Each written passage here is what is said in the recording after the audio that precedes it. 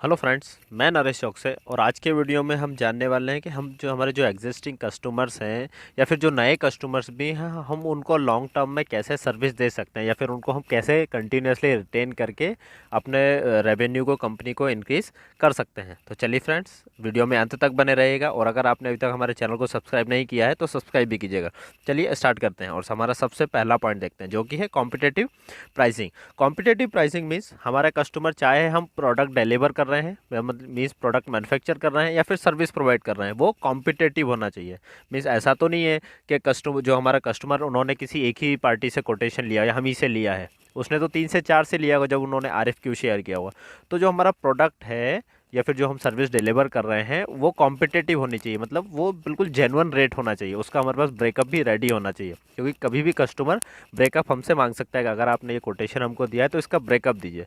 तो जो भी हम कोटेशन दे रहे हैं या फिर जिस भी रेट में हम अपना प्रोडक्ट सप्लाई कर रहे हैं वो कॉम्पिटिटिव होनी चाहिए, जो भी हमारे कॉम्पिटिटर्स हैं उनसे हम, ताकि इजीली compete कर पाएँ और हमको हमारा जो बिज़नेस है, जो हमारे कस्टमर्स हैं, वो हमारे लॉन्ग रन में हमको बिज़नेस देते रहें।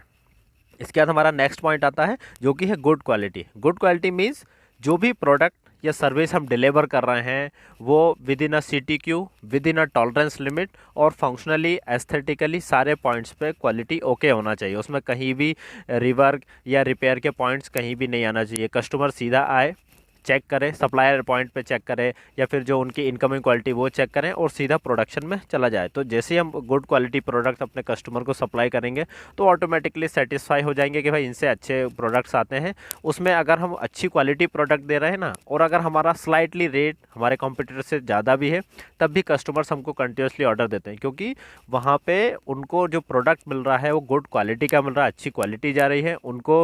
उनके यहाँ पे लीड टाइम उनका नहीं बढ़ता, कई बार इंस्पेक्शन में डिले होता है या फिर रिपेयर रिवर्क मिल जाता है तो उसमें प्रॉब्लम्स आते हैं। तो यहाँ पर भी इस तरह से वो अपने फंड को मैनेज करते हैं। इसमें क्या होता है कि हमको इसीलिए गुड क्वालिटी और कॉम्पिटिटिव प्राइसिंग में हमारे कस्टमर को सप्लाई देना है। इसके बाद हमारा जो नेक्स्ट पॉइंट आता है वो आता है रेगुलर कम्युनिकेशन। हमारे कस्टमर से हमको रेगुलर कम्युनिकेट करते रहना है, चाहे वो किसी भी मोड से हो, चाहे मेल के थ्रू हो या फिर वाया सोशल मीडिया हो, टेक्स्ट मैसेज हो या फिर गेट टू गेट हो या फिर प्रोफेशनल मीटिंग हो। हमको हमेशा उनसे कम्युनिकेशन करते रहना चाहिए। तो उससे क्या होगा, हमको उनके फीडबैक्स मिलेंगे, है ना। और फिर जो नए ऑर्डर्स आने वाले हैं हमारे कस्टमर के पास, उन वो चीज़ों का हमको पता चलेगा। सेकेंडली क्या होगा, हो सकता है कि वो हमको कहीं प्रमोट करें और हमको न्यू कस्टमर्स हमको दे पाएँ। तो इस तरह से हमको कम्युनिकेशन जब हमारा रेगुलर रहेगा हमारे कस्टमर से, तो भी हम अपने कस्टमर्स को रेगुलरली रिटेन कर सकते हैं।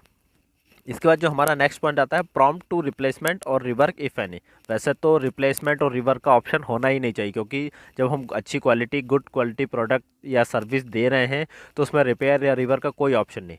बाय चांस इफ़ एनी, किसी भी ह्यूमन एरर की वजह से अगर वो चीज़ें आती भी हैं तो हमको इतना प्रॉम्प्ट होना है कि अगर रिप्लेसमेंट देना है तो हम इमीडिएटली रिप्लेस करें, और अगर रिपेयर रिवर्क करना है, वहाँ जाके उसको रिवर्क करना है, तब भी हमारा मैन पावर इमीडिएटली वहाँ पहुँचे, ताकि उनका जो हमारा कस्टमर है उनका प्रोडक्शन होल्ड ना हो, कोई भी मैन पावर उनका आइडल या कोई भी मशीन उनकी आइडल ना बैठे। इससे क्या होगा कि उनको फाइनेंशियल लॉस नहीं होगा अगर हमारा प्रॉम्प्ट होंगे हम रिप्लेसमेंट या फिर रिवर्क करने में।